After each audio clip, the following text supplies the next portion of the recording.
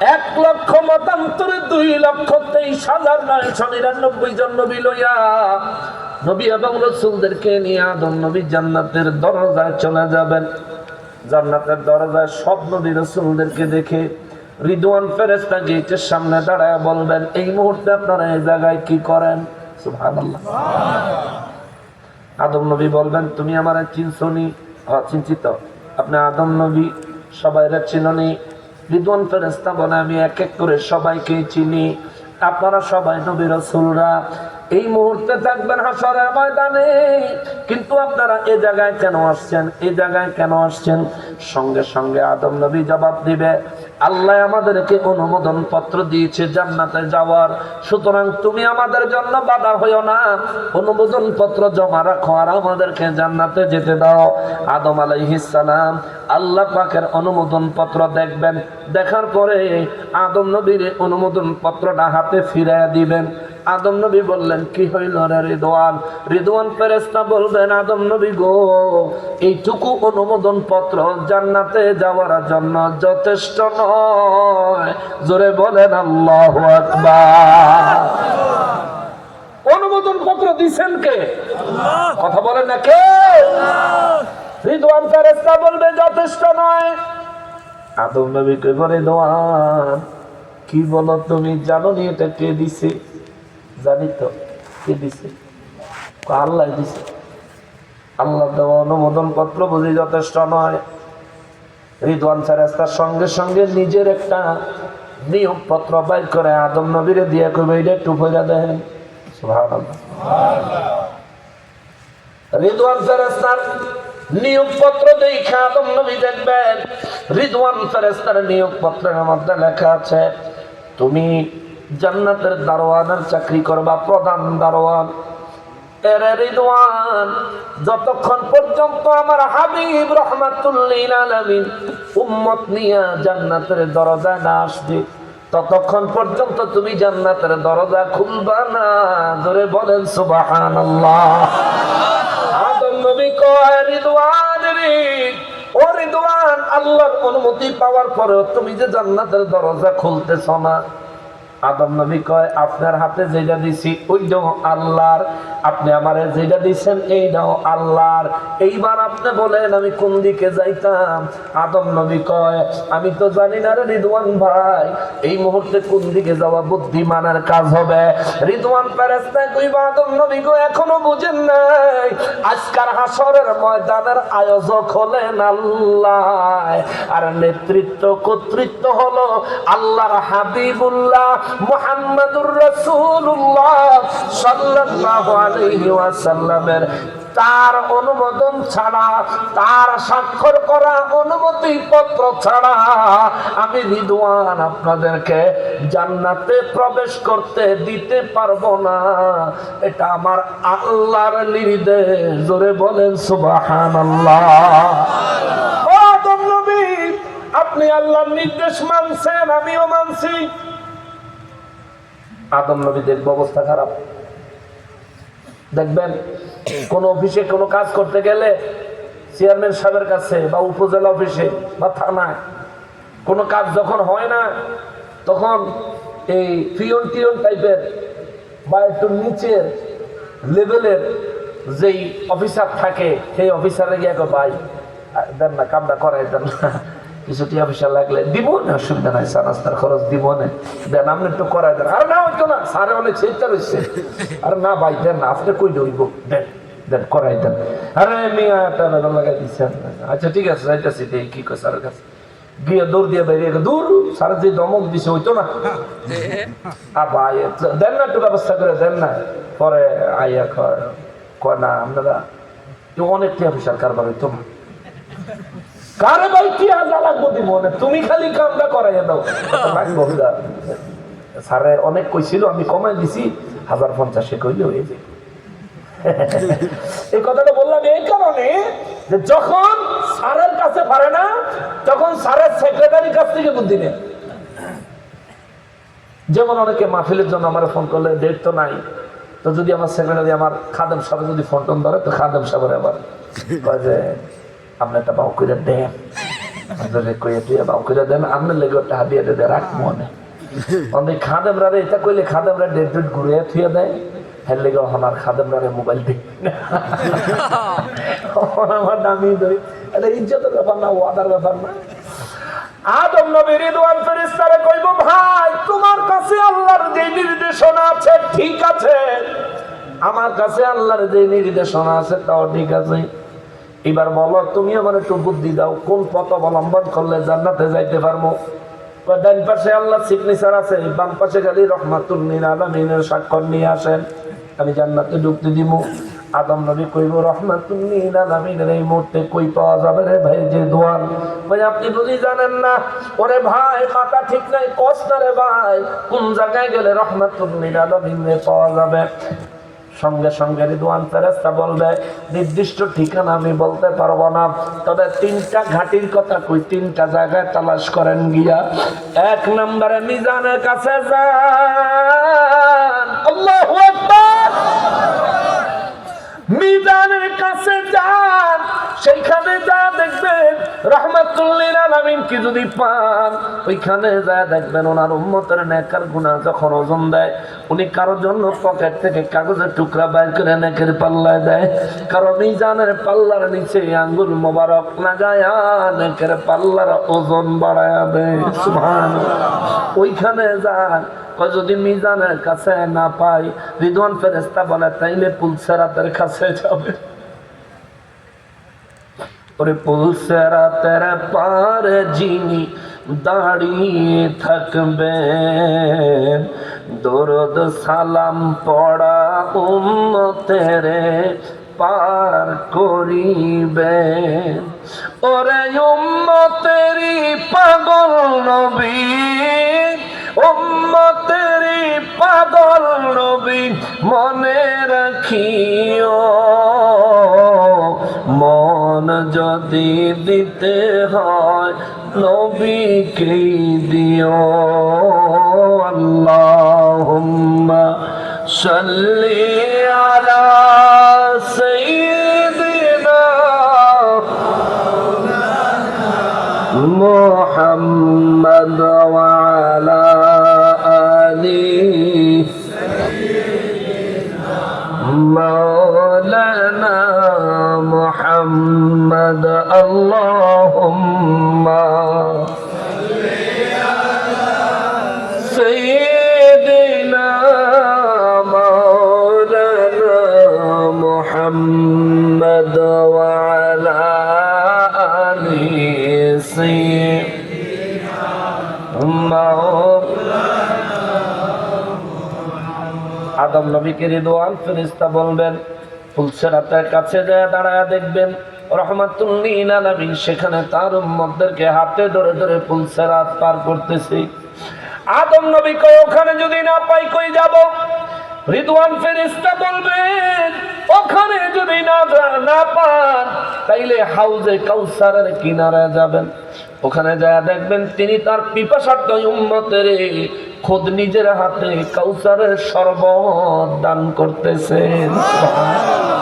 আদম নবী বলেন হুসাইন আমি এইমাত্র রিদওয়ান ফেরেশতার কাছ থেকে আসলাম, এই যে দেখেন আল্লাহ আমাদেরকে জান্নাতে ঢোকার পারমিশন দিছে, আপনার নানারে পাইলে একটা স্বাক্ষর লাগে তাইলে আমরা জান্নাতে যাইতে পারি। আমরা নবী রাসূল হইয়া আজকে আসরের ময়দানে বড় কষ্টে আছি। সমস্ত নবী রাসূলদেরকে ইমাম হাসান এবং হোসেন রাদিয়াল্লাহু তাআলা আনহুমা বলবেন আপনারা যদি আমার নানাকে খুঁজে পেতে চান এই মুহূর্তে আমার নানাকে পাওয়া যাবে আরশ আজিমের ছায়ায়। আমার নানা সেখানে উম্মতের জন্য কাঁদতেছেন, যা দেখেন আদম নবী সহ সমস্ত নবী রাসূলরা আমার নবীর খেদমতে নবীকে খুঁজতে খুঁজতে আরশ আজিমের ছায়ায় যাবেন। ওইখানে যায় দেখবেন আমার নবী রহমাতুল লিল আলামিন আমার দয়াল নবীজি আরশ আজিমের ছায়ার নিচে সিজদা মোবারক লাগায়া আমার নবী কাঁদতেছেন, রব্বি হামলি উম্মতি রব্বি সাল্লিম উম্মতি ইয়া উম্মতি ইয়া উম্মতি রব্বি হাবলি উম্মতি ও আমার আল্লাহ, ও আমার রব, আমার উম্মত গুলি আমারে হেবা করে দিয়ে দাও। আমার উম্মতের আমল নামাগুলি এই হাসরবাসীর সামনে দেখাইয়া আমার উম্মতের লজ্জা দিও না রে আল্লাহ। রব্বি সাল্লিম উম্মতি, ও আল্লাহ আমার উম্মতের শান্তি দাও। সূর্যের তাপে পায়ের নিচের জমিন তামায় রূপান্তর হওয়ার কারণে মাথার মগজগুলি গলে যাচ্ছে, পায়ের নিচে গরম তামায় আমার উম্মত দাঁড়াইতে পারতেছে না। আল্লাহ রব্বি সাল্লিম উম্মতি, আল্লাহ আমার উম্মতের শান্তি দাও। ও আমার রব, আমার প্রতিপালক, আমার উম্মতের শান্তি দাও। ইয়া উম্মতি, হায় রে আমার উম্মত, হায় রে আমার উম্মত, হায় রে আমার উম্মত। আদম নবী সহ সমস্ত নবী রাসূলেরা ওই জায়গায় দাঁড়ায়া আমার নবীর উম্মতের জন্য কান্না দেখে সবাই দিওয়ানা হয়ে যাবে। ওই জায়গায় আদম নবী সালাম দিবেন, আসসালাতু ওয়াসসালামু আলাইকা ইয়া আউয়ালু, আসসালাতু ওয়াসসালামু আলাইকা ইয়া আখিরু, আসসালাতু ওয়াসসালামু আলাইকা ইয়া হাশিরু। চিৎকার দিয়া বলেন সুবহানাল্লাহ। আদম নবীর সালাম পেয়ে আমার নবীজি সিজদা মোবারক থেকে মাথা মোবারক তুলবেন, সালামের জবাব দিবেন না। আমার নবী বলবেন, আদম নবী গো, আপনারা সব নবী রাসূল এখানে কি ব্যাপার? সব নবী রাসূলের পক্ষ থেকে আদম নবী কইব, নবী গো, ও মায়ার নবীজি, জান্নাতে যাওয়ার জন্য আল্লাহর কাছে পারমিশন চাইলাম। আল্লাহ একটা লিখিত পারমিশন নামা দিছে, রিদওয়ান ফেরেশতায় জান্নাতের দরজা থেকে আমাদেরকে ফিরাইয়া দিছে। হুজুর আপনি একটা স্বাক্ষর দিলে আমরা জান্নাতে যেতে পারি। নবী গো, আপনি একটা স্বাক্ষর করে দেন না। আমার নবী বলবেন, হে আদম নবী, সবার জন্য আমি নবীর ফাইনাল ঘোষণা, যতক্ষণ পর্যন্ত আমার একজন উম্মত এই হাসরের ময়দানে অথবা জাহান্নামের ভিতরে যতক্ষণ পর্যন্ত আমার একজন উম্মত অবশিষ্ট থাকবে, আমি নবী ততক্ষণ পর্যন্ত নিজেও জান্নাতে যাব না, কাউকেও জান্নাতে যাওয়ার অনুমতি দিব।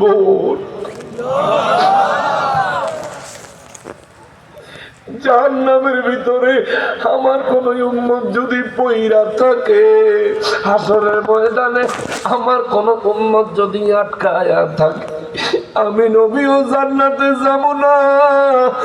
আমার পক্ষ থেকে কারো জন্য জান্নাতের কোন অনুমোদন আমি নবী দিব না। সুতরাং অপেক্ষা করেন, অপেক্ষা করেন, অপেক্ষা করেন। চিৎকার দিয়া বলেন সুবহানাল্লাহ। যে নবী উম্মতের মায়া দান দান মোবারক শহীদ হলো উহুদের ময়দানে, আমার যে নবী এর জন্য আল্লাহর কাছে বিচার চায় নাই, আমার নবী বলেছেন, আল্লাহ আমার এই দান দান মোবারকের শাহাদাতের বদৌলতে আমার উম্মতের নাজাত দিও। ইমাম হুসাইন রাদিয়াল্লাহু যখন শাহাদাত বরণ করেন, আমার নবী রাহমাতুল লিল আলামিনকে ইমাম হুসাইন রাদিয়াল্লাহু তাআলা আনহু তখন দেখতে পেলেন। আল্লাহু আকবার। নবী আমার, নবী আমার দুই চোখের পানি ছেড়ে ছেড়ে হাত উঠাইয়া দোয়া করেন, আল্লাহুম্মা আতিল হুসাইনা সাবরা ওয়া আজরা।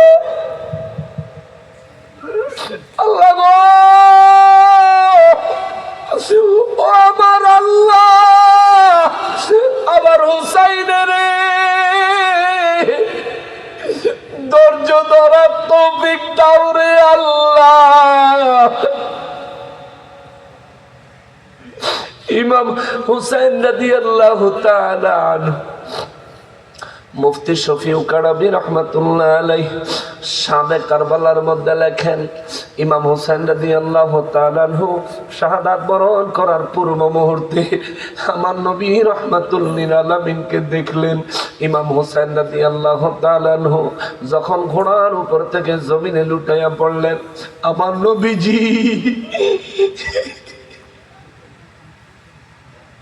ইমাম হুসাইন রাদিয়াল্লাহু তাআলা নূরের জড়ায়া দইরা ইমাম হুসাইন রাদিয়াল্লাহু ঘোড়ার উপর থেকে যখন পড়ে গড়াগড়ি খাইলেন, আমার নবী তারে জড়ায়া দইরা গড়াগড়ি খাইলেন। এইদিকে মদিনা মুনাওয়ারায় উম্মে সালমা স্বপ্নে দেখে রে আমার নবী রক্ত মুবারক মাখা অবস্থায় আমার নবীজি সারা শরীরে মাটি লেগে আছে। দাইকা কই নবী গো, ও নবী, আপনার শরীর মোবারকে এত মাটি এত রক্ত কেন গো? স্বপ্নে আমার নবী জবাব দেয়, এইমাত্র আমার কলিজার টুকরা হুসাইন কারবালায় শহীদ হইয়া গেছে। উম্মে সালমা গো, দেখো তোমার যে মাটিগুলো আমি দিয়েছিলাম ওই মাটিগুলো দেখো রক্তে রঞ্জিত হয়ে গেছে। তিনি বলেন, আমি ঘুম থেকে যাইগা মনে হইল যেন বাস্তবে নূর নবী রাহমাতুল লিল আলামিন আমার সঙ্গে কথা বললেন। আমি দৌড়ে গেলাম, ওই শিশিতে রাখা মাটির দিকে তাকায় দেখি মাটিগুলো রক্তে লাল লাল লাল লাল হয়ে গেছে। মুসলমানের ওই নবী নিজের কলিজার টুকরাদেরকে শহীদ করলেন, প্রতিশোধ আল্লাহ দরবারে চাইলেন না। আমার নবী শুধু দোয়া করলেন, আল্লাহ আমার কলিজার টুকরাদের শাহাদাতের বদৌলতে আমার উম্মতের নাজাত দিও। সুবহানাল্লাহ। অথচ আজ আমরা ওই নবীর উম্মত, ওই নবীর উম্মত হইয়া যে নবী অসুস্থ অবস্থায় দুইজন সাহাবীর কাঁধে যে নবী ভর করে করে মসজিদে নববী শরীফের নামাজের জামাতে শরীক হয়েছেন, ওই নবীর উম্মত আমরা। মসজিদে ফজরের নামাজে আমাদেরকে পাওয়া যায় না, জোহর আসর মাগরিব এশার নামাজে আমাদেরকে পাওয়া যায় না, অনেকের শুক্রবারে পাওয়া যায়, আবার অনেকের তাও পাওয়া যায় না, অনেকের একেবারে ঈদের নামাজের সময় পাওয়া যায়। এরে মুসলমান রে, ওরে মুসলমান, এই জায়গায় যারা উপস্থিত আছো রে, এই জায়গায় যারা উপস্থিত নাই রে, পর্দার আড়াল থেকে যে সমস্ত মা বোনেরা শুনছে, এই পৃথিবীর প্রত্যেকটা প্রাণীকেই আমার আল্লাহ বলেছেন কুল্লু নাফসিন যায়িকাতুল মাউত। আমি আল্লাহ প্রত্যেকটা নফস, প্রত্যেকটা আত্মাকে মৃত্যুর স্বাদ গ্রহণ করাবো। আল্লাহ কয় প্রত্যেকটা নফস, প্রত্যেকটা আত্মাকে মৃত্যুর স্বাদ গ্রহণ করাবো। ওয়া ইন্নামা তুওয়াফাউনা উজুরাকুম ইয়াওমাল কিয়ামাহ, এবং প্রত্যেকটা নফস, প্রত্যেকটা প্রাণকে, প্রত্যেকটা আত্মাকে আমি রব্বুল আলামিন কিয়ামতের দিনে তার কর্ম অনুযায়ী তার পুরস্কার দান করব। জোরে বলেন আল্লাহু আকবার। আপনি যেমন কাজ করেছেন ঠিক তেমন পুরস্কার পাবেন, আপনি যেমন কাজ করেছেন ঠিক তেমন পুরস্কার পাবেন। আরো একবার বলি রে বাবা, আপনি যেমন কাজ করেছেন ঠিক তেমন পুরস্কার পাবেন। আজকের এই মাহফিলে এই এলাকার অনেক মানুষ আসে নাই, তাদের বিরুদ্ধে কি মামলা হবে? বলেন মামলা হবে? বাড়িতে তাদের উপর কি কেউ হামলা করবে? না না না। আজকের এই মাহফিলে যাদের ইচ্ছা হয়েছে আইছেন, যাদের ইচ্ছা হয় নাই আসে নাই। আবার যারা আইছেন আপনাদের মধ্য থেকে যার ইচ্ছা এক্ষুনি উঠে চলে যাইতে পারবেন, কিন্তু রোজ হাসরের ময়দান, রোজ হাসরের ময়দান যেদিন আপনার সারা জীবনের প্রত্যেকটা কাজের জন্য এক এক করে হিসাব দেওয়া লাগবে, যেদিন আপনার জীবনের প্রত্যেকটা মুহূর্তের হিসাব দেওয়া লাগবে, যে ময়দান থেকে পালানোর কোনো সুযোগ নাই, যেখানে উপস্থিত না হওয়ার কোনো সুযোগ নাই রে। যে আল্লাহ তোমারে বানাইছে, যে আল্লাহ আমারে বানাইছে, ওই আল্লাহর জীবনে কোনোদিন দেখি না। কিন্তু রোজ হাসরে আমার কাছ থেকে আমার জিন্দেগির হিসাব নিবে আমার আল্লাহ। হ্যাঁ, আমি কি হিসাব দিব রে? ওরে আমি কি হিসাব দিব? ওরে আমি কেমনে হিসাব দিব রে? নবী বলেন আল্লাহ সেদিন সর্বপ্রথম নামাজের হিসাব দিয়ে হিসাব আরম্ভ করবে। আউয়ালু মা ইউহাসাবু বিহিল আবদু ইয়াউমাল কিয়ামাতিস সালাহ। নামাজের হিসাব দিয়ে সেদিন আমার আল্লাহ হিসাব আরম্ভ করবে। ওরে কারবালার জমিনে ইমাম হুসাইন রাদিয়াল্লাহু তাআলা আনহুর মাথা মোবারক কেটে ফেলবে, কাফেররা তৈরি হয়ে গেছে। সেই জায়গায় ইমাম হুসাইন রাদিয়াল্লাহু তাআলা আনহু নামাজের জন্য সময় চাইলেন, কিন্তু প্রাণ ভিক্ষা চায় না। জোরে বলেন সুবহানাল্লাহ। ওই হোসাইনি মুসলমান তুমি নিজের দাবি করো যদি, ওই আমার নবী রাহমাতুল লিল আলামিনের উম্মত নিজেকে দাবি করো যদি, নিজের প্রাণের চাইতে নবীকে বেশি ভালোবাসো দাবি করো যদি, এরে মুসলমান তবে কেন তোমার মুখে দাড়ি নাই? এ মুসলমান তবে কেন তোমার দেহে ওই নবীর সুন্নাতের পোশাক নাই? এ মুসলমান তবে কেন তোমার চরিত্রে নামাজ নাই? এ মুসলমান তবে কেন তোমার জবানে সর্বদা সত্য কথা নাই? এ মুসলমান তবে কেন তোমার জবান দিয়ে অন্য মুসলমান কষ্ট পায়? এ মুসলমান তবে কেন তোমার হাতের দ্বারা এতিমের সম্পদ ভোগ দখল হয়? তবে কেন তোমার সন্তান শুদ্ধভাবে সহিভাবে কোরআন তেলাওয়াত করতে জানে না? তবে কেন তোমার সন্তান আহলে হাদিস ভণ্ড ওয়াহাবি হয়? কেন হয়? কেন হয়? দাইলামি শরীফের 262 পৃষ্ঠায় 1450 বছর আগে আমার নবী বলেছেন, তুমি তোমার সন্তানের ডাক্তার ইঞ্জিনিয়ার বানাইবা। আমি নবী এমন নসিহত তোমারে করি নাই। আমি নবীর নসিহত হলো তুমি তোমার সন্তানকে 3টা শিক্ষা দিবা। 3টা শিক্ষা দিবা। একটা হলো হুব্বে নবীকুম। সর্বপ্রথম তুমি তোমার সন্তানের শিখাইবা নিজের প্রাণের চাইতেও বেশি আমি নবীকে কেমনে ভালোবাসা লাগে। সুবহানাল্লাহ। তুমি কেন পিতা হইয়া তোমার সন্তানের নবীর ভালোবাসা শিখাইতে পারো নাই? আল্লাহর দরবারে হিসাব দেওয়া লাগবে, আল্লাহর দরবারে জবাব দেওয়া লাগবে। আমার নবী বলেন 2 নম্বরে ওয়া হুব্বে আহলে বাইতিহি। নবী বলেন 2 নম্বরে আমি নবীর আহলে বাইতের ভালোবাসা তার শিক্ষা দিবা। আমি নবীর আহলে বাইতের ব্যাপার আসলে, আমি নবীর বিষয় আসলে আমার উম্মত যেন, এরে উম্মত তোমার সন্তান যেন নির্দ্বিধায় নিজের প্রাণ উৎসর্গ করে দেয়। মনে রাখবা এই দুনিয়ার থেকে একদিন মৃত্যুবরণ করাই লাগবে। সেই মৌতটা যদি আমি নবীর মহব্বতে আমার আহলে বাইতের মহব্বতের জন্য হয়, মনে রাখবা ইন্তেকাল হইতে দেরি জান্নাতের নাজ নেয়ামত তারে স্বাগতম জানাইতে দেরি হবে না। আল্লাহু আকবার। নবী বলেন 3 জিনিস তোমার সন্তানকে তুমি গুরুত্ব সহকারে শিক্ষা দাও। এক হলো নবীর মহব্বত, 2 নম্বরে আহলে বাইতের মহব্বত, 3 নম্বরে আমার নবী বলেন ওয়াকিরাতিল কোরআন। 3 নম্বরে হলো কোরআনুল কারীমের সহিহ শুদ্ধ তেলাওয়াত সন্তানকে শিক্ষা দাও। এই জায়গায় কতগুলো মানুষ এক এক করে যদি সূরা ফাতিহা জিজ্ঞেস করা হয়, ম্যাক্সিমাম মানুষের সূরা ফাতিহা তেলাওয়াতে ভুল হবে, অশুদ্ধ হবে, ঠিকমতো টান গুন্না ঠিক থাকবে না। আবার এখানে যতগুলো মানুষ সবাইরে যদি ফজরের নামাজ, যোহর, আসর, মাগরিবের নামাজ এক এক করে কথা জিজ্ঞেস করি, এইখানেই আপনি জবাব দিতে পারবেন না। ওরে আপনার হায়াতের বয়স কত? 20 বছর। 12 বছরের থেকে যদি 8 বছরের হিসাব আপনার কাছে আমি চাই, আপনি হিসাব দিতে পারবেন না। যদি আপনার বাবাই আপনার কাছে হিসাব চায়, বাবার কাছে নামাজের হিসাব দিতে পারবেন না। ও মুসলমান রে, আমি তোমার কাছে হিসাব চাইলে সর্বোচ্চ তুমি লজ্জা পাইবা, আমি তোমার কাছে হিসাব চাইলে সর্বোচ্চ তুমি লজ্জিত হবা। কিন্তু আল্লাহ যেদিন হিসাব চাইবো, আমার নবী বলেন ওই দিন হিসাব দেওয়াই লাগবে। যদি নামাজের হিসাব কারো পরিপূর্ণ হয়, পরবর্তী হিসাবগুলি আমার আল্লাহ সহজ করে দিবে। সুবহানাল্লাহ।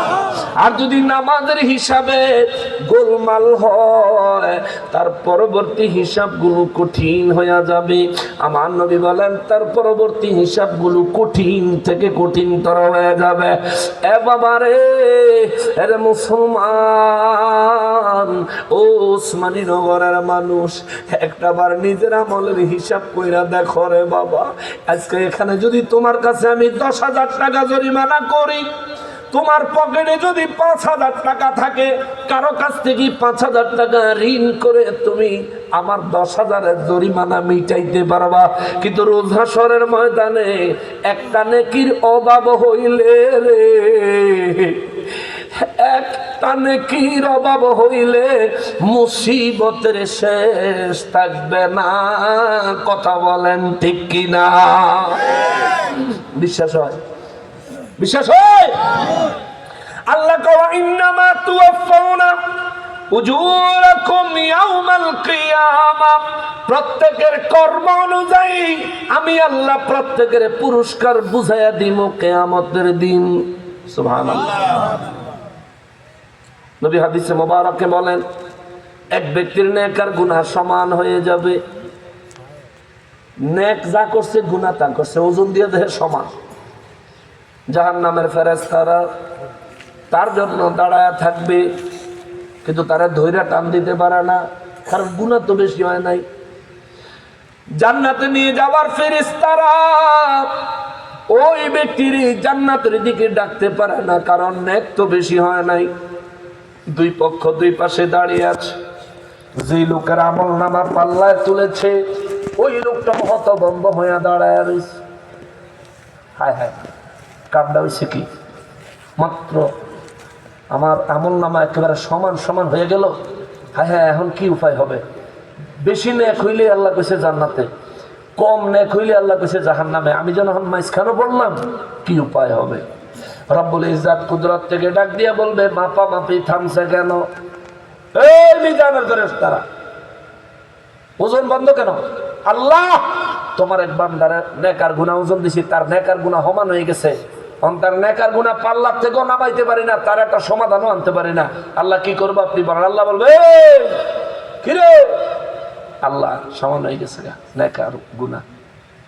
নেকার গুনাহ সমান হয়ে গেছে। জি, এখন কি করবি? আল্লাহ মাফ করে দেন না।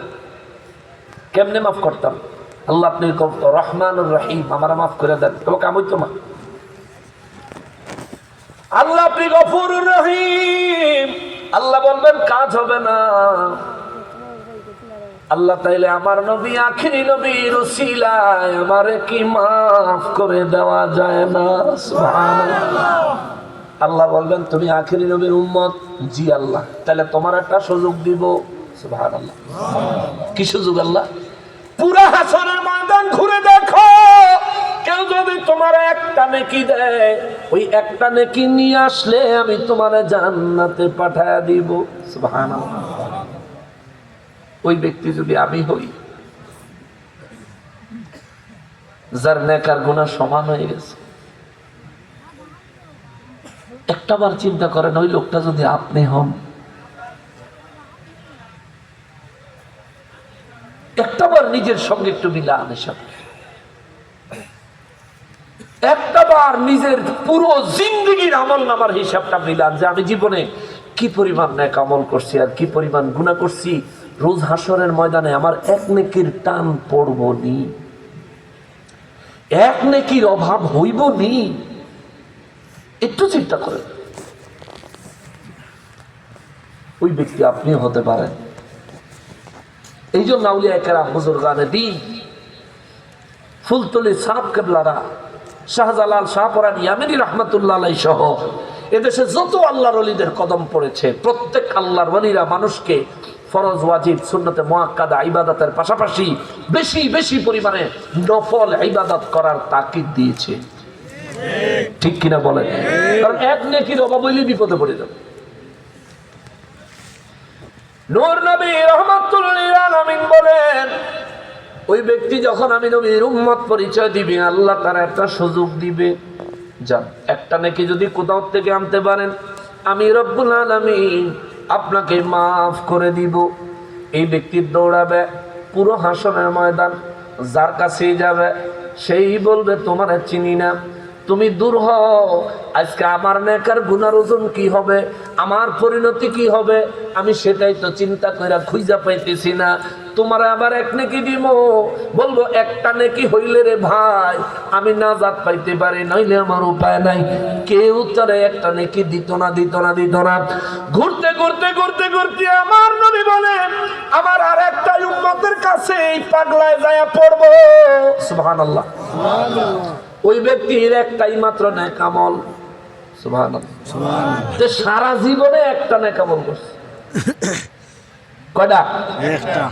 এটা লই বই রইছে, ওজন দিব পাল্লা, তার একদিকে গুনাহ আর আরেকদিকে হলো শুধু একটা নেকি, সেটা লই বই রইছে। এই পাগলা গিয়া তার কাছে কইব আমার একটা নেকি দেন না, তাইলে আমি জান্নাতে যাইতে পারি। ওই ব্যক্তি কইব এক নেকি কিছে, আমার নেক আর গুনাহ সমান সমান হয়ে গেছে, এখন একটা নেকি হইলে নেকের পাল্লায় দিলেই আমি জান্নাতে যাইতে পারি। ওই ব্যক্তি কইব আরে আমি তো সারা জীবনে একটাই নেক আমল করছি, এটাও যদি তোমার দিয়ে লাই তাহলে আমার নেকের খাতা একবার খালি হয়ে যায়, খালি দিলে আল্লাহর কাছে কেমনে দাঁড়াবো? আচ্ছা তারপরে তুমি যখন বিপদে পড়ছো, আমি ধর আমার একটা দিয়ে পার হইতে পারতাম না, যাও তুমি আমার এক নেকি নিয়ে যাও, জোরে কন্যা সুবহানাল্লাহ।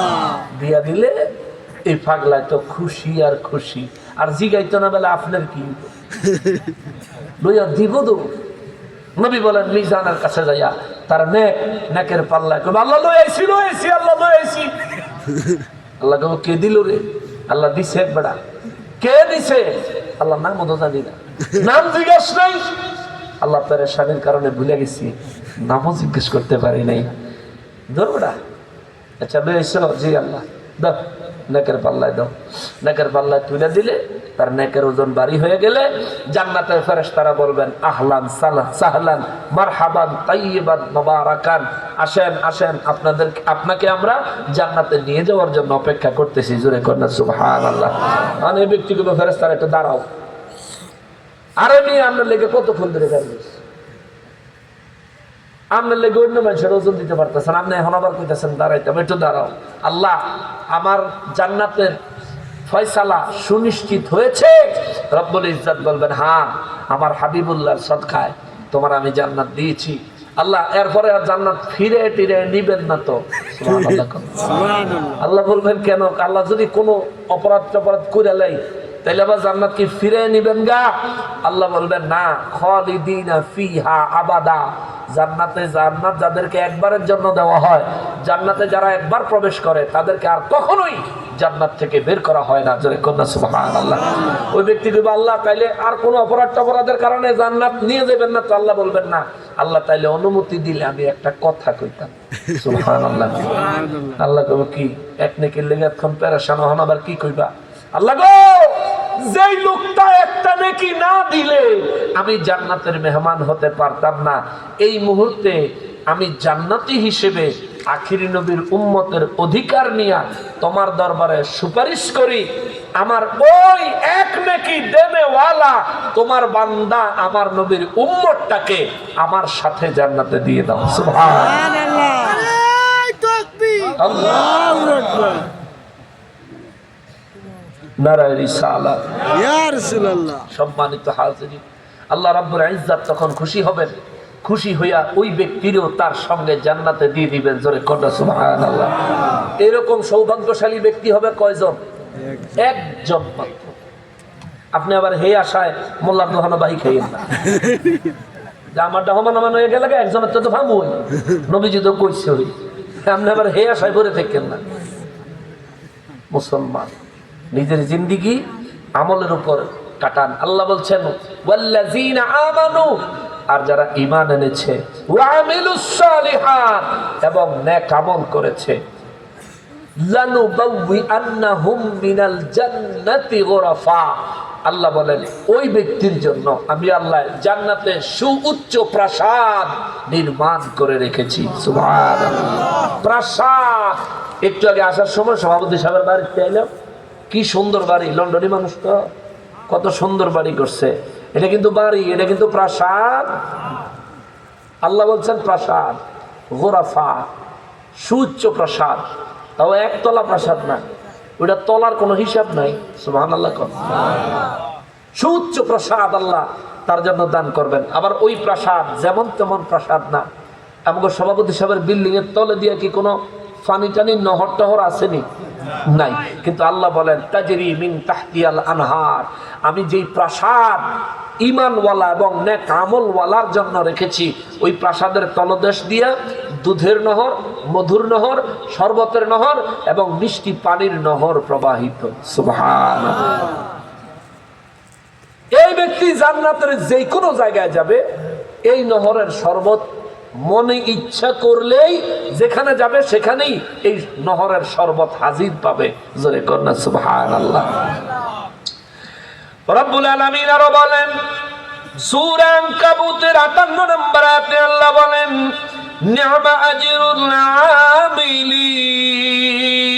আমিলিন, আমলকারীদের জন্য, ইবাদতকারীদের জন্য এটা কতই না উত্তম প্রতিদান। জোরে কন্যা সুবহানাল্লাহ। এই জন্য আমার আল্লাহ সূরা আলে ইমরানে বলেন ওয়া ইন্নামা উজুরাকুম ইয়াউমাল কিয়ামাহ, আর আমি আল্লাহ প্রত্যেক ব্যক্তির কর্ম অনুযায়ী তার কর্মফল কিয়ামতের দিন আমি আল্লাহ পুঙ্খানুপুঙ্খভাবে বুঝাইয়া দিব, তার পুরস্কার তারে বুঝাইয়া দিব। ফামান যুহজিহা আনিন নার, আল্লাহ বলেন যেই ব্যক্তিরে জাহান্নাম থেকে বাঁচানো হবে, সুবহানাল্লাহ। আল্লাহ বলেন যেই ব্যক্তিকে জাহান্নাম থেকে রক্ষা করা হবে, ওয়া উদখিলাল জান্নাতা, আর যে ব্যক্তিকে জাহান্নাম থেকে রক্ষা করে জান্নাতে প্রবেশ করানো হবে, আল্লাহ বলেন ফাকাদ ফাজ, তবে এই ব্যক্তিটাই হলো আসল সফলতা অর্জনকারী। চিৎকার দিয়া বলেন সুবহানাল্লাহ। যে ব্যক্তির জাহান্নাম থেকে রক্ষা করা হবে এবং জান্নাতে প্রবেশ করানো হবে, আমার রব্বুল আলামিন বলেন এই মানুষটা হলো প্রকৃত পক্ষে সফল কাম, সফল কাম, সফল কাম। আল্লাহ রাব্বুল ইজ্জত আরো বলেন নবী গো, দুনিয়ার মানুষকে বলে দেন দুনিয়ার হায়াতে জিন্দেগি যেন বরবাদ না করে। প্রত্যেকটা মুহূর্ত হায়াতের ব্যালেন্স, প্রত্যেকটা মুহূর্ত হায়াতের ব্যালেন্স, হায়াতের ব্যালেন্স মানুষের খরচ হয়ে যাচ্ছে গো নবী। হায়াত রিচার্জ করার কোনো সুযোগ নাই, হায়াত রিফিল করার কোনো সুযোগ নাই। গাড়ির তেল শেষ হইয়া গেলে তেলের পাম্পে গেলে গাড়ির তেল পাওয়া যায়, গাড়ির গ্যাস শেষ হইয়া গেলে সিএনজি পাম্পে গেলে গাড়ির গ্যাস পাওয়া যায়। এরা মুসলমান মোবাইলের ব্যালেন্স শেষ হইয়া গেলে রিচার্জের দোকানে গেলে কিংবা বিকাশের মাধ্যমে বিভিন্ন ব্যাংকিং অ্যাপসের মাধ্যমে মোবাইলে পুনরায় রিচার্জ করা যায়। কিন্তু মানুষের হায়াতের আল্লাহ একটা ব্যালেন্স দিয়েছেন। আমার জন্য হয়তো 50, নয়তো 60, নয়তো 70, নয়তো 80, নয়তো এর চাইতে কম, নয়তো এর চাইতে বেশি, যে কোনো সংখ্যক একটা ব্যালেন্স, হায়াতের একটা ব্যালেন্স আমার আল্লাহ আমার জন্য নির্ধারণ করেছে। আমার হায়াতের ব্যালেন্স এখন শেষ হয়ে যাইতে পারে, আমার হায়াতের ব্যালেন্স সকালেও শেষ হয়ে যাইতে পারে, আজকের রাত আমার হায়াতের একেবারে শেষ রাত্রিও হতে পারে।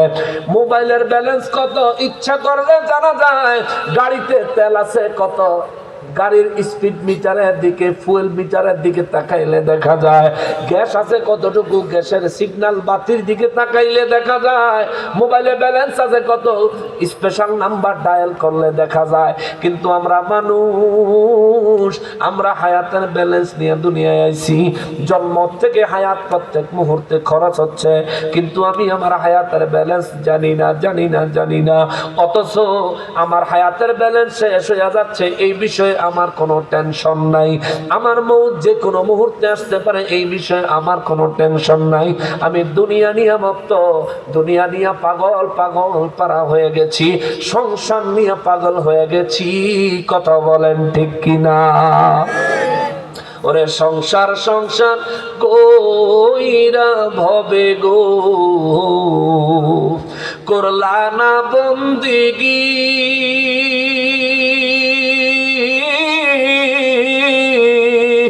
কি জানি কি উপায় হবে গো, ওরে কিভাবে কাটা আইবি মনরে, কবরের জিন্দিগি রে, ওরে জীবন গুনায় গেল রে, ওরে জীবন গুনায় গেল রে, ওরে ধন সম্পদের মায় পইরা রে, ডাকলি না মাওলা রে,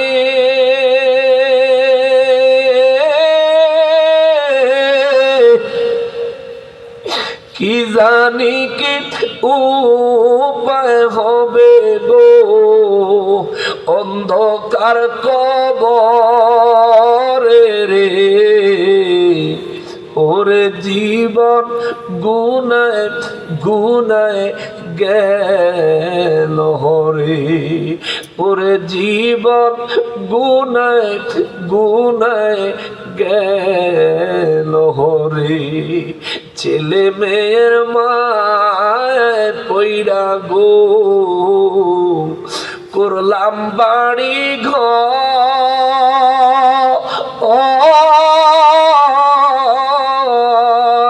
কোন দিন জানি আজরাইল ইশারে, সবই করে পর রে, ওরে জীবন গুনায় গেল রে, ওরে জীবন গুনায় গেল রে, বাড়ির পাশে কবর ঘরে গো, থাকবি জনম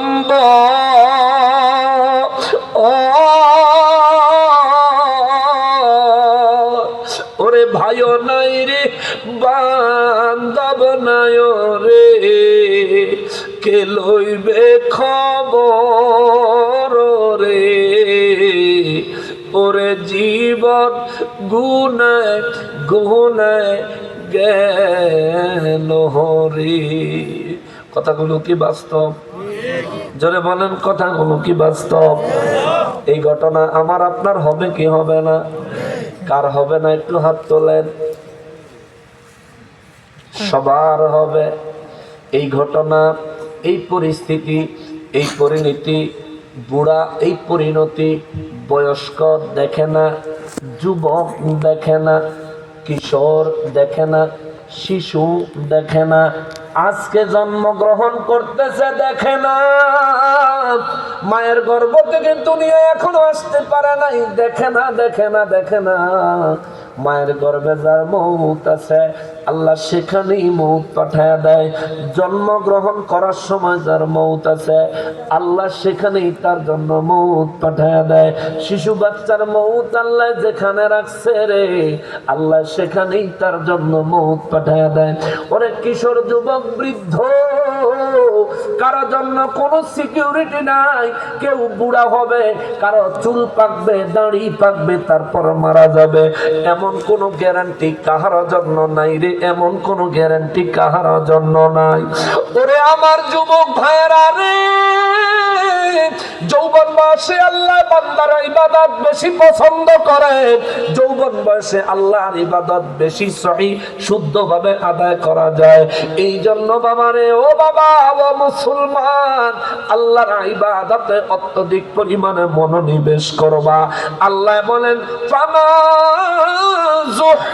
জিহানিন নারি ওয়া উদখিলাল জান্নাহ। আল্লাহ বলেন সেদিন, ওই কিয়ামতের দিন, রোজ হাসরের ময়দানে আমি আল্লাহ যাকে জাহান্নাম থেকে রক্ষা করব এবং জান্নাতে প্রবেশ করাবো। আল্লাহ বলেন ফাকাদ ফাজ।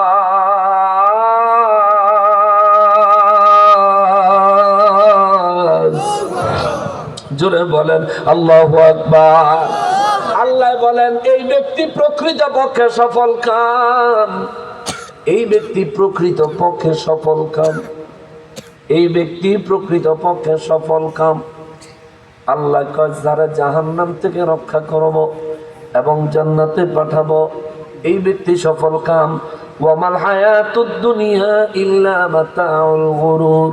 নবী গো বিশ্ববাসীরে বলে দেন, এই দুনিয়ায় মানুষের হায়াত, এই দুনিয়ার ধন সম্পদের লোভ লালসা, এই সব কিছুই শুধু ধোঁকাবাজি।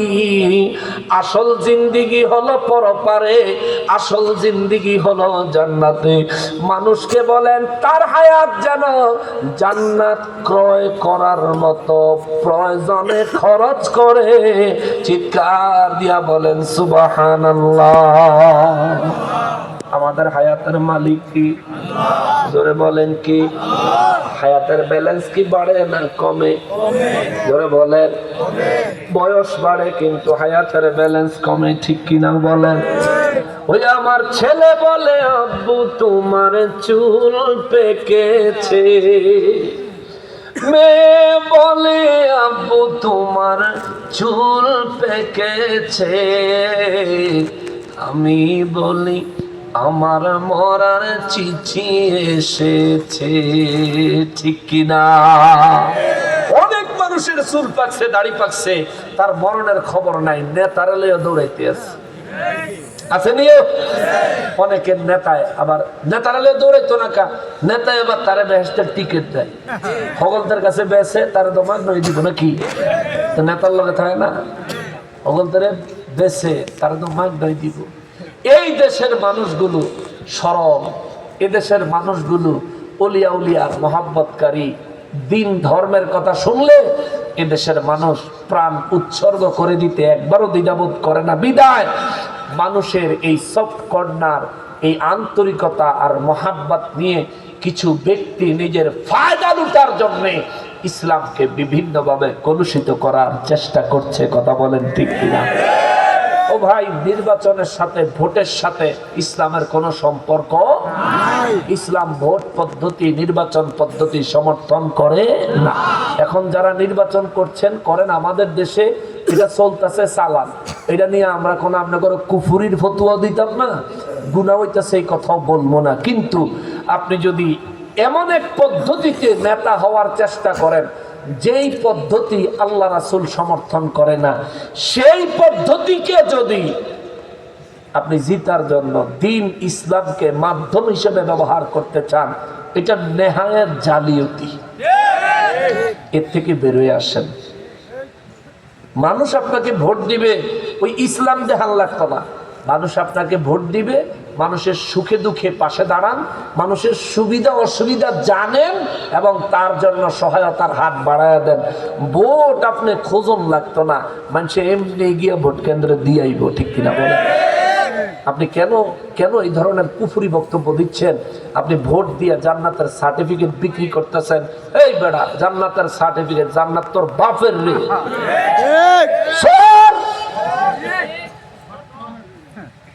আল্লাহ রাসূল যারে আমার আল্লাহ জান্নাতের মালিক বানাইছেন, আল্লাহ জান্নাত বানায়া যারে জান্নাত দান করে দিয়া দান সূত্রে মালিক বানাইছেন, আমার ওই নবীর 1,24,000 সাহাবীদের মধ্য থেকে মাত্র 10 জন সাহাবীরে আমার নবী জান্নাতের সার্টিফিকেটের ঘোষণা দিয়েছেন, আর কাউকে জান্নাতের ঘোষণা দেন নাই। যদি আমার নবী ঘোষণা দিতেন, আল্লাহ আমার নবীর ঘোষণাকে অসম্মান করতেন না, সবার জন্য জান্নাতের বাজেট দিতেন।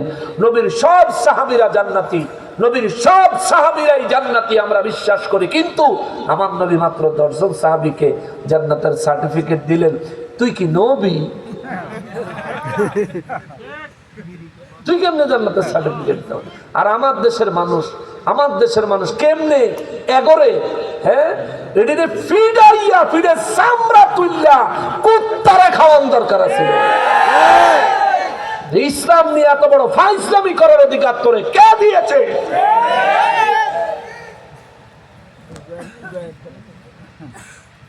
আফসোস, তে নেতা ওনার লেগে মন্দিরে গিয়া পাহারা দেয়। আরে মন্দিরের দারোয়ানরে তো আমরা নেতা বানানোর কোন দরকার নাই, সিকিউরিটি থাকবো কে? এই নেতা আবার আল্লাহর ওলিদের 100-র বেশি মাজার ভেঙেছে। এই নেতায় কোন মাজার ভাঙার সময় মাজার পাহারা দেয় নাই, দিছে নাকি? হ্যাঁ, নামের আগে মোহাম্মদ, মাজার ওয়ালাদের কারণে তার নামের আগে মোহাম্মদ, কিন্তু তার পাহারা চলে মন্দিরে, মাজারে চলে না। বিশাল মুসলমান, বিরাট মুসলমান। আচ্ছা যাক, এখন হারা করবো আমরা কি জানিনি মাজারে যে হামলা হইব? আচ্ছা ঠিক আছে, নইলে জানেন না, কিন্তু হামলা যে হইছে, যারা হামলা করছে ওদেরকে গ্রেফতার করার জন্য দুই একটা মানববন্ধন করছেন। এই এসপি সাহেব, ডিসি সাহেব, ওসি সাহেবের কাছে গেছেন নি একবার? তার মানে কি, পূজার মণ্ডপ কিছু হইলে আপনার অনেক কিছু আসে যায়, আল্লাহর ওলির দরবার ভাঙচুর হইলে আপনার কোনো কিচ্ছু আসে যায় না। আপনি আশা করতেছেন পৃথিবীর দ্বিতীয় বৃহত্তর মুসলিম কান্ট্রিতে নেতা হইতেন? দূর মিয়া, স্বপ্নে দেখা কলা খাইয়েন না। স্বপ্নে দেখা কলা খাইলে ঘুমের তুইটা দেখবেন নিজের আঙ্গুল নিজেই ধরে রাখছেন।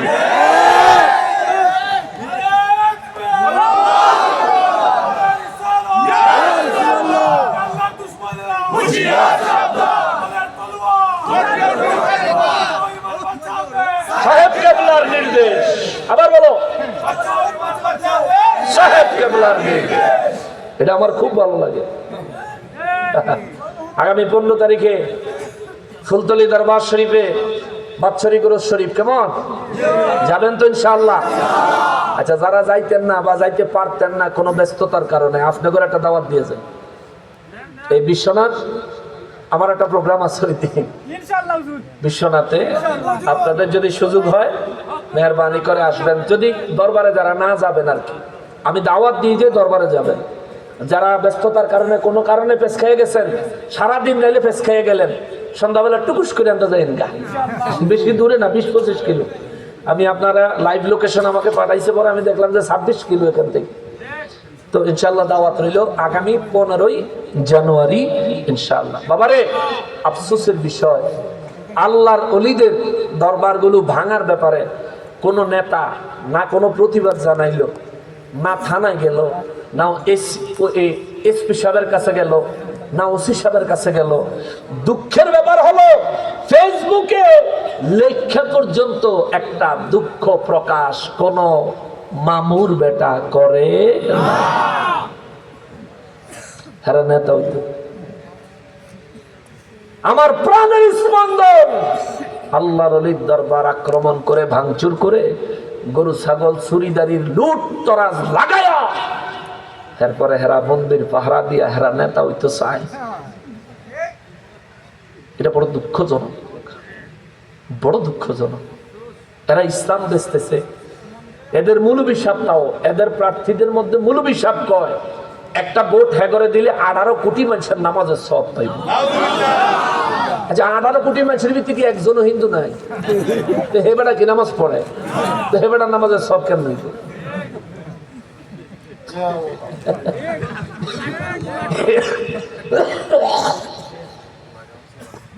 এই দেশের আদমশুমারির থেকে যদি জনগণ হয় 18 কোটি, আমার মনে হয় এরকমই তো না, 18 কোটি। তা 18 কোটি জনগণের ভিতরে কি হিন্দুরা, খ্রিস্টানরা, ইহুদিরা নাই? হেরা হ্যাগরে শুদ্ধ নামাজি হিসাব করে, আবার এখন এত তো মন্দিরে গিয়ে রোজার পূজা বেলে এক সমান। পরে মন্দিরের পূজা যদি রমজান মাসের রোজার সমান হয়, আহাম্মক আহাম্মক, তো জন্মে গন্ডগোল আছে নিশ্চিত। ওর আম্মারা যদি ভালো মতন জিগান যায় আর ওর আম্মায় যদি সত্যি কথাটা কয়, তাহলে বুঝা দেব তার জন্মে গন্ডগোল আছে। যদি কয় না এটা তার আব্বারই সন্তান, তাহলে নিশ্চয়ই দোয়া পড়ে নেই, দোয়া ছাড়া হচ্ছে এটা। নাহলে কোনো মুসলমানের সন্তান এমন কথা বলতে পারে নাকি রোজা আর পূজা? আরে পাগলের দল কয় কি রে? আরেকজনে বলছে বেলে ইয়া কি ইসলাম বেলে কোনো ধর্মের নাম না। হ্যাঁ, ইসলাম বলে কোনো ধর্মের নাম না। তো পরে চিন্তা করে দেখলাম যে হ্যাঁ ঠিকই কইছে, ওরা যে ইসলামী দল, হে ইসলাম, ইসলাম ধর্মের নাম না। আমার নবীর ইসলাম হলো শাহজালাল বাবার ইসলাম। এই ইসলামের সাথে তাদের কোনো সম্পর্ক নাই। তাদের ইসলাম হলো নির্বাচনের ইসলাম, ভোটের ইসলাম, ভোটে জিতার ইসলাম। অসুবিধা নাই, কতক্ষণ এই পার্টির কান্দ চন্দ্রবিন্দুর মতো সইরা, কতক্ষণ ওই পার্টির কান্দ চন্দ্রবিন্দুর মতো সইরা। অহন নাইম্মা তুমি কার্টুনের মতন লাফাইতে আছো, ফায়দা নাই, বিনা কিকে গোল হয়ে যাইবা। এই দেশের মানুষ নির্বাচিত ক্ষমতাসীন সরকারে হেলিকপ্টারে ঝুলাইয়া পার করে দিছে। এই দেশের মানুষ অস্ত্র ছাড়া, ট্রেনিং ছাড়া পাকিস্তানিদেরকে নত হইতে বাধ্য করে ছেড়ে দিছে। এদের সঙ্গে দিন ইসলাম নিয়ে খেলার চেষ্টা করবে না, এরা শাহজালালের উত্তরসূরি। যে লোক যায় নামাজে করে সুরমা নদী পাড়ি দিয়েছেন, যারা জানের ধ্বনিতে গৌর গোবিন্দের বিল্ডিং ধসে পড়েছে, ঠিক কিনা বলে? তোমরা তাদের সাথে খেলবা না, অনুরোধ করি খেলবা না, অনুরোধ করি। তুমি নির্বাচন করো, অসুবিধা নাই। স্বাধীনের পর এই দেশে আমার জন্মের পরে আমি কোনোদিন দেখি নাই কোন দল ইসলাম রে নিয়ে এত সিনিমিনি খেলতে নির্বাচনটা কেন্দ্র করে, আমি এই পর্যন্ত দেখি নাই। আপনারা কেউ দেখছেন নি? মোর বিয়ে সভাপতি সাহেব, আপনার তো মাসাল্লাহ অনেক বয়স হয়েছে, আপনার আপনারা তো মাসাল্লাহ বয়স হয়েছে। এই ইসলাম লইয়া নির্বাচনের লেগে এত তুচ্ছতা ছিল, এত খেলা খেলতামাশা জীবনে দেখছেন কোনোদিন? শুনছেন? বলেন আপনাদের মধ্যে কেউ শুনছেন? আরে ভাই, নির্বাচনে আসতে হলে নির্বাচনের সিস্টেমে আগাও। তুমি ইসলাম ব্যস্ত হবে কেন? তোমার চরিত্রে মুসলমানের সন্তান, তুমি মন্দিরে গিয়ে পূজা দিবা কেন? সেজদা দিবা কেন? প্রসাদ খাইবা কেন? ঠিক কিনা বলেন?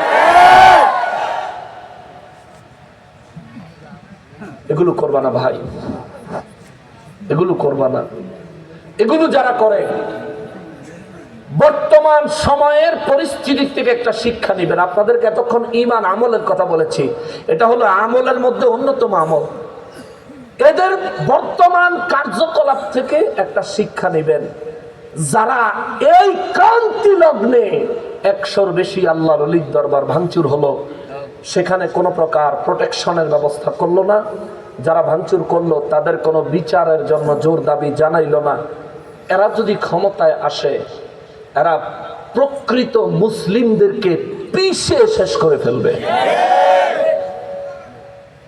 সুতরাং আমরা সবাই নিজেদের জায়গা থেকে দেশ ও জাতির উন্নয়ন হয়, প্রত্যেকের সঙ্গে সঠিক ইনসাফ প্রতিষ্ঠা হয়, এমন ব্যক্তি থাকলে ভোট দিবেন, নাহলে ভোট দিতেই যায় না।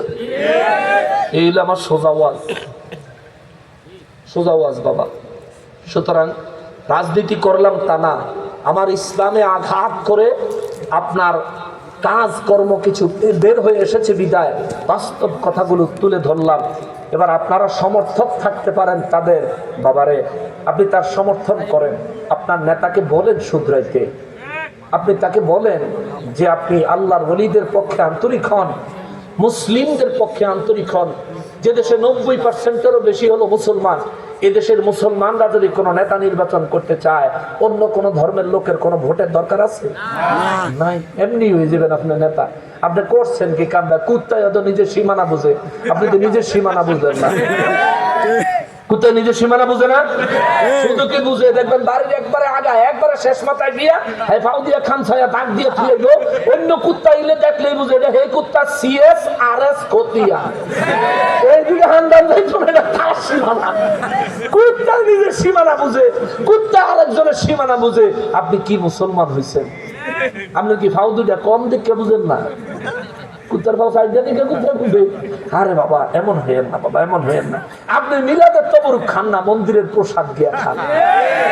হ্যাঁ মিলাদের তবরুক আপনি খান না, খাইয়েন না, অসুবিধা নেই। কারণ মিলাদের তবরুক হইল ঘি, আর সবার পেটে ঘি হজম হয়। আমার পেটে সয়, আমার পেটে হজম হয়, এর লিগে আমরা খাই, আমরা খাওয়াই, আমরা সবাই মিল খাই। আপনারা খান না, আমরা বুঝি হজম হয়। কুত্তার সামনে গিয়ে ডিব্বা খুলে দিলে দেয় তো এটা খাওয়া যেত না, কিন্তু যদি কোনো হানে গিয়ে পায়খানা পায় জনমের খাওয়া খায়, ঠিক না? যার ফাটা যেটা হজম হয় আর কেমন। আচ্ছা যাই হোক, এগুলো বলার উদ্দেশ্য হলো সামনে আমাদের একটা গুরু দায়িত্ব আছে। নেতা নির্বাচিত হওয়ার পরে নেতার কাছ থেকে জনগণের ব্যাপারে আল্লাহ হিসাব দিব যে তুমি কি দায়িত্ব পালন করছো। আবার আপনারা যে নেতা নির্বাচন করবেন, আল্লাহ আবার আপনাকেও জিগাইব যে তুমি কি হিসেবে তারে নেতা নির্বাচন করলা, জানতে চাইব। সুতরাং আপনার আমল ওয়াল্লাযীনা আমানু ওয়া আমিলুস সালিহাত, আপনাকে ঈমানের সহিত নেক আমল করতে হবে। নেক আমলের ক্ষেত্রে আসলে যেহেতু কোনো পার্টির দ্বারা ইসলামে আঘাত এসেছে, কোন মুসলমান নেতার দ্বারা অনৈসলামিক কাজ করতে দেখা গেছে, সুতরাং এর থেকে আমরা দূরে থাকবো। আল্লাহ তৌফিক দেন, পড়ি আমিন।